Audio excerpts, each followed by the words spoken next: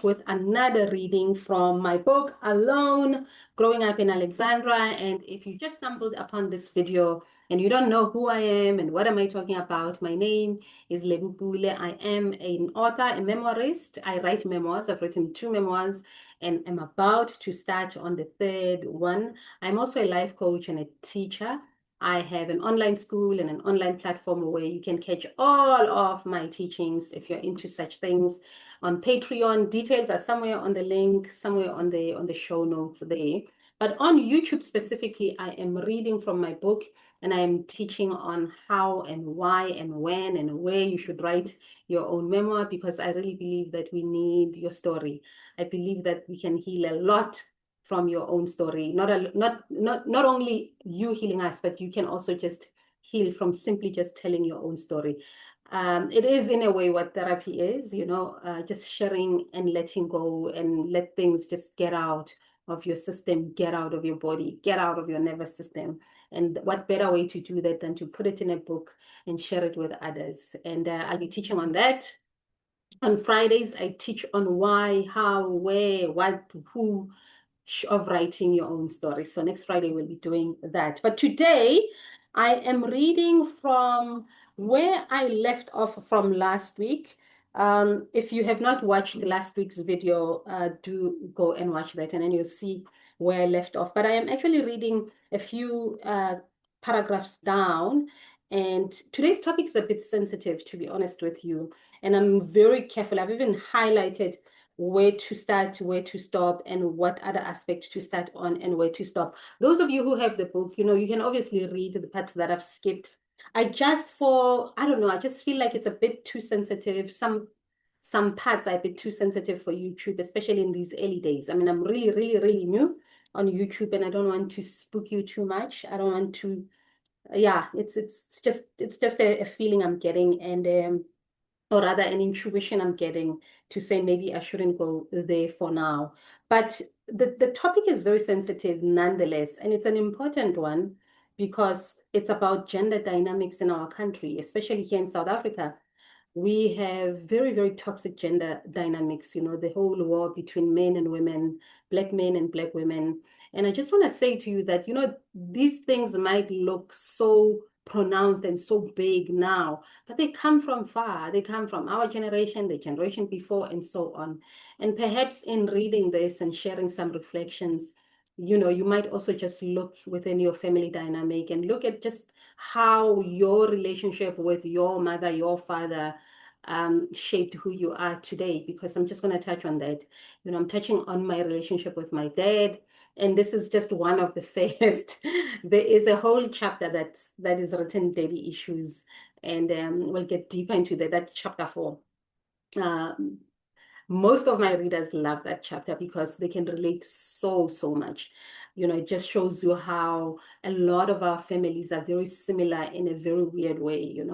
So I'm going to start reading, and I'm going to start from leaving Department of Social Development, because I eventually left and I joined a big institution of higher learning, Regenesis. And then I'm going to touch on the home dynamics now that I was earning more and, at a better job, my relationship with my dad, and what my relationship with my dad did in the house and did for their relationship with my mother. So like, as can you see already that it's quite sensitive. So there's a big chunk that I'm going to skip. You'd have to buy the book to read that. And if you have the book, you would have to just obviously, the parts that I have skipped.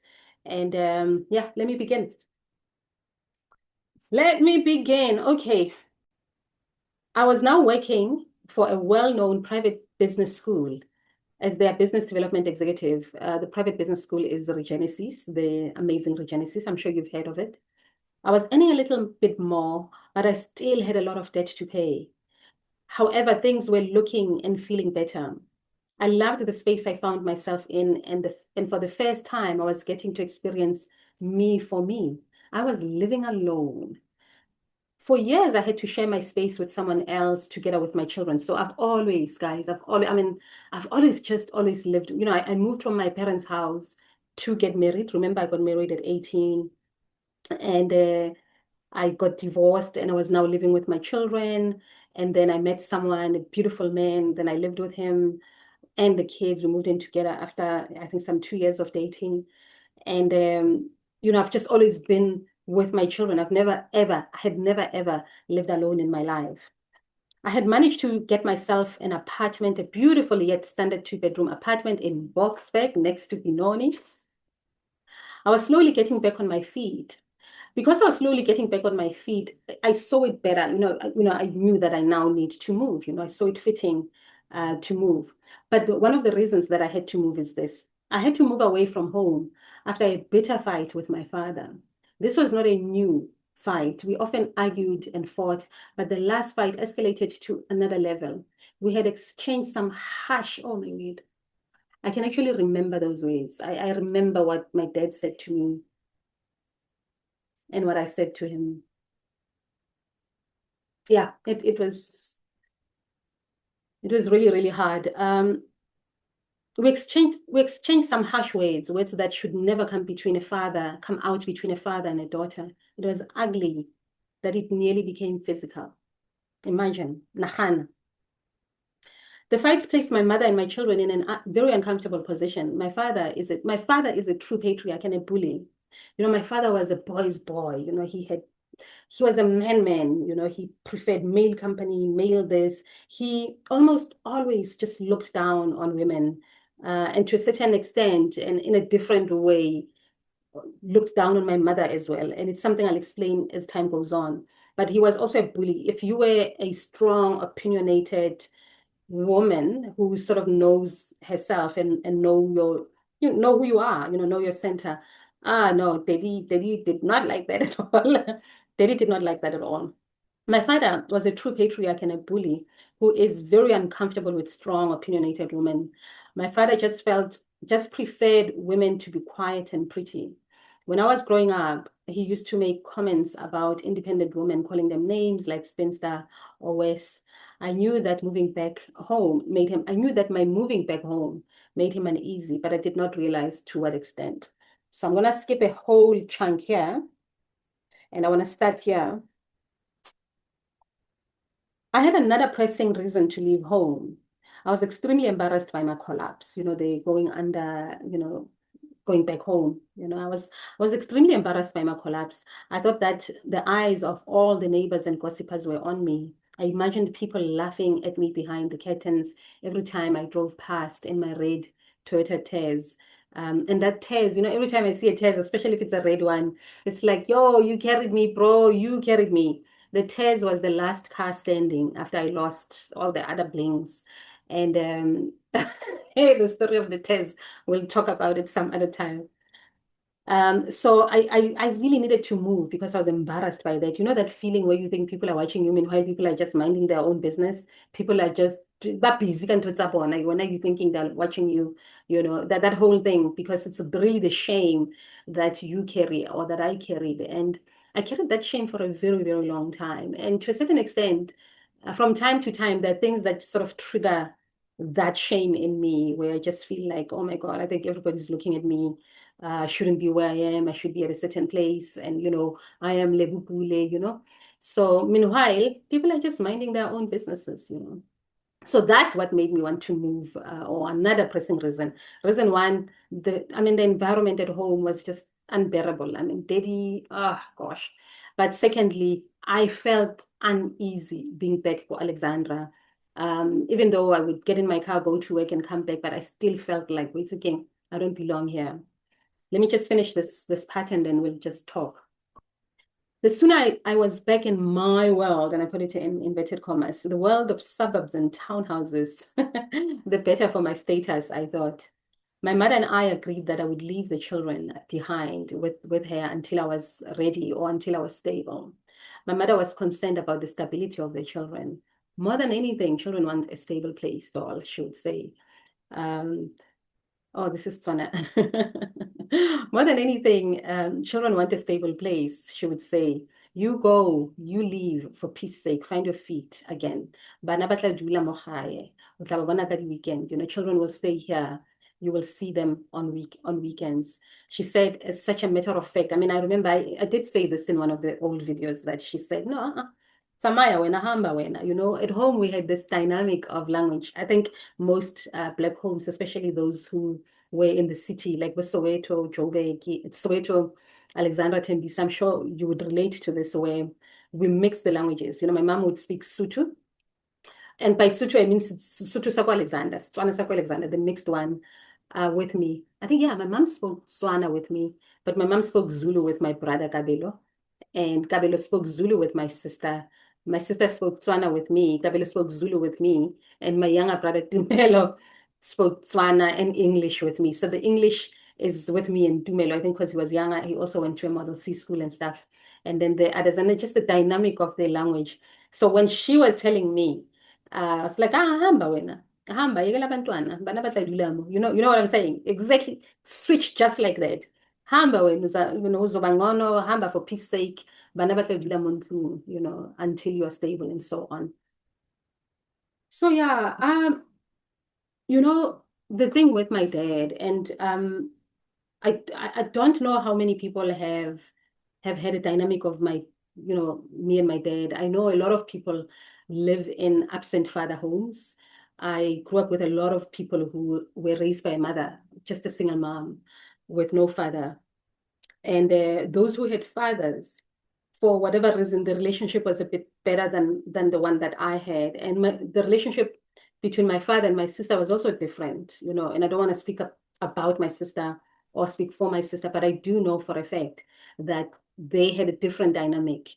The relationship between my father and my elder brother was also quite strange and a bit hard.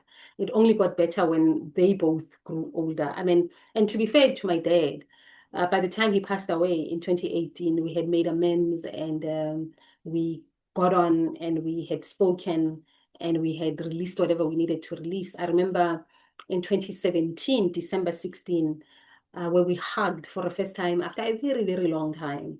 So we had reconciled, but just in hindsight, because I'm reading from the book, Daddy was a very hard man, and hard as he was, I, as a little girl, just wanted nothing but his attention. I wanted his attention. I wanted his approval. I wanted his love. I just wanted him to see me, and he wouldn't. You'll see when we get to chapter 4.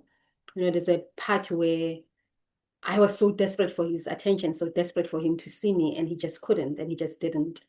And I do understand, where it comes from. As a 49-year-old woman in reflection, as a memoirist, I get where Daddy was. I mean, I get that Daddy had his own pain, his own trauma, coming from his own father, Papa Joe. And I'm sure Papa Joe also had his own trauma from his own father.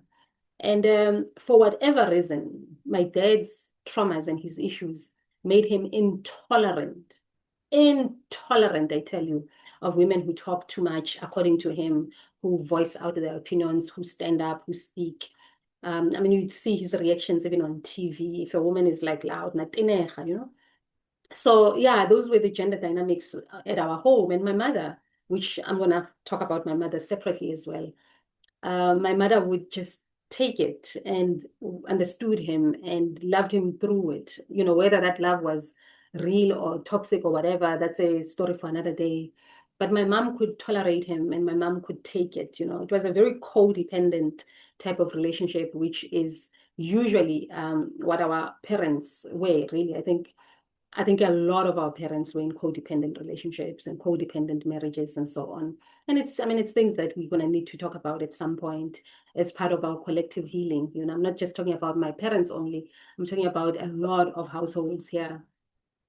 And for me to leave then, for peace sake, I mean, I know it relieved my mom because it was so uncomfortable. You would feel the energy change every time I would walk into the house after work, or every time I park, I get back up garage and walk in, and you greet, and you can immediately feel that, something is shifting. The energy would just shift. And I would go to the kitchen, I would change, go to the kitchen and cook. I think I used to cook. I talk about cooking a lot now. Yeah, I think it's my coping mechanism. I would cook for the family, dish up, take a shower, not a shower, take a bath. Not shower, go high. Get into the bath and go bathroom, and then go to my room and go to bed. Remember, I told you I was a functioning depressed. I mean, I was just pushing because I wanted to get out of there and get out of this ditch that I was in. Little did I know that it would take a long time. I mean, I'm still in the process of healing from the falls of my two businesses because it's two businesses. Mind you, after this business going under, I had the guts to start another one in 2010. And we'll talk about that one when we get to book two, because we are here for a long, long haul. So tell me about your relationship with your father. Oh, yeah, before I ask you that, I wanted to also say that I remember just always envying people who had a great relationship with their dads, or not even envying it, not even envying. The envy started late. I remember just not understanding it, just assuming that everyone's dad is like that, and there's a and yearning to have something like that, and envying, daddy's girls, daddy's little girl, because I never had that, and I to this day, it is something that I wish I had. But, daddy loved me in his own way, or he couldn't love me the way I wish I was loved. And yeah, tell me about your relation. That's what I need to share today. That's what I feel I want to share. So if you have a story to tell about your father, your relationship with your father, the dynamics of your father, daughter, father, son relationship, do put it in the comments. The best place actually to comment and discuss this is on Patreon, my Patreon, which is a private membership you can join for free. And that's where I do all my teachings. All my teaching content can be found there. And a lot of what we discuss, we will discuss these type of video stories more there in case YouTube is a bit too public for you. Okay, so I'll see you Friday with a teaching on why you need to write a memoir.